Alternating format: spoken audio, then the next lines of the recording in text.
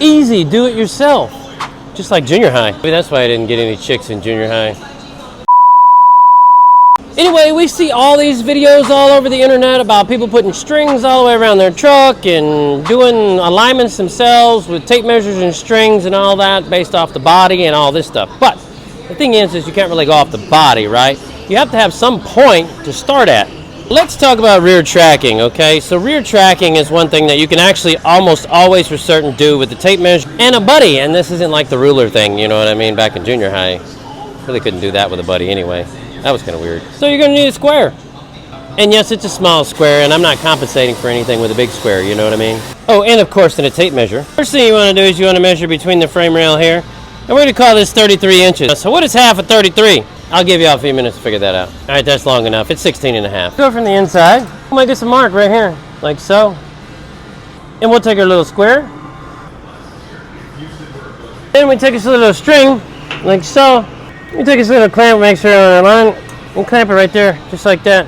I have a chalk box. It's pointed at the bottom. It hangs pretty straight. It does give you a closer point at the bottom down here. But you get the point. You can use a plumb bob. You can drill a hole in the side of a bolt and use a bolt. You can use all kinds of stuff. You just need to drop this down, right, from where this is down the center, drop it down so it's level, right? If you've been around a while, you know that this is the best brand of flat tape measure in the world. The main things you want to do, now this is old school practice. Now one of the main things you want to do, you want to be able to go to a fixed point on the axle, something that's not going to move, that is attached to the axle, such as this bolt head right here. Like so. This is where you're going to need a buddy. Obviously this is going to be affected a little bit, but you want to make sure you pull it kind of snug. And we're at 17.7 and a half right there to that point, okay? 17.7 and a half on the other side. So let's say you hold this up and you're at like 17.7 and 3/4.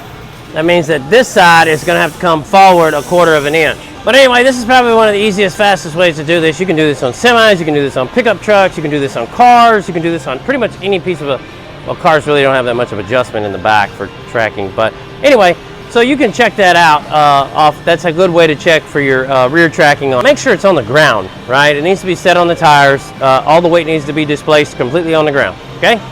After that, it's pretty simple. Anyway, the more you know.